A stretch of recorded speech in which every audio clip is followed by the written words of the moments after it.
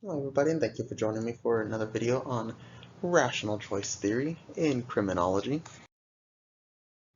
From classical choice theories to modern rational choice views, the basis of this perspective over time has dealt with four key relationships. So the law, crime, punishment, and deterrence. So the core concepts of choice or classical criminology is that people choose all behavior, including criminal behavior. And it's derived from the notion of free will. And people's choice can be controlled by the fear of punishment. And the more severe, certain, and swift the punishment, the greater its ability to control criminal behavior. Punishment must also be proportional to the crime. So the four utilitarian objectives of punishment is to prevent all criminal offenses, when it cannot prevent a crime, to convince the offender to commit a less serious crime, to ensure that a criminal uses no more force than is necessary, and to prevent a crime as cheaply as possible. So we had classical theory, which led to rational choice, and then we also had Bentham, which was part of the classical theory, which did utilitarianism, and the Eighth Amendment of the United States Constitution prevented the cruel and unusual punishment. So choice theory in its resurgence in the 70s, so national surveys failed to find rehabilitation programs that work, for example, Martinson's and What Works, and Thinking About Crime by James Q. Winsenbunk's view that crime was a function of external forces, and the Wilson's proposes a forceful reaction to crime. Otherwise, those sitting on the fence will get the idea that crime pays. So in the 1980s, with crime control, there was a dim view of rehabilitation. The conservative view takes over with Ronald Reagan. Federal sentencing guidelines enacted and the elimination of federal parole. State sentencing guidelines in 22 states. Mandatory minimums, especially for drug crimes. And just deserts policies, i.e. the lex talionis and retributive philosophy. And research indicates that crime pays relatively little. Criminals tend to overestimate the money they receive from crime, and they're also overly optimistic about getting away with each individual crime. And criminals believe there is no choice legitimate work if legitimate work is not available.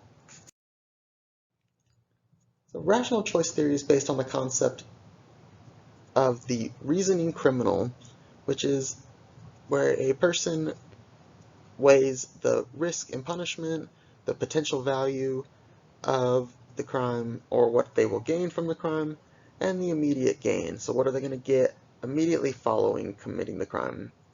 Rational choice theory is offender specific.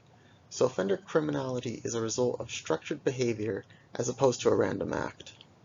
And rational choice theory is often specific as well. And offenders react selectively to the characteristics of a particular. Also, rational choice is concerned with conditions which promote crime. And this theory is concerned with situational crime prevention, i.e. reducing opportunities to commit crime. So, personal factors associated with why people choose criminality is learning and experiences and perceptions of economic opportunity. So structuring crime, criminals structure their career when they rationally choose the type of crime to commit, where to commit it, who and what will be the target, and the time the crime will be committed. And how are these crimes the product of rational thought? So are there different definitions of rational for street crime, for drug use, and violence? So do each one of these three have a different definition of what would be rational? So the benefits or gain from crime crime would be illicit earnings, such as cash, drugs, property, power, so a sense of control of the environment, establishing or proving themselves within the criminal enterprise, self-esteem, short-term problem solving, and an increased feeling of competence as well. So rational choice meets routine activities. So routine activities provides a macro view of crime, and rational choice theory provides a micro view. The connection between the two theories is that the target vulnerability is a consideration, and the presence of capable guardians may differ in each crime, and the crime rates correspond to the number of motivated criminals. So the strength of this approach is that it can explain fluctuations in crime and delinquency rates and show how victim behavior can influence crime. So situational prevention. So some might be increasing perceived effort, so target hardening, access control, or reducing anticipated rewards. So identifying property, reducing temptation, increasing perceived risk. So entry and exit screening, surveillance by employees, or inducing guilt or shame, so rule setting, or strengthening moral condemnation. And situational crime prevention costs and benefits would include diffusion, discouragement, displacement, and extinction. Some of the philosophies of choice theory. So deterrence, the punishment philosophy that says punishment is to aim, or punishment's aim is to prevent future offenses by setting an example.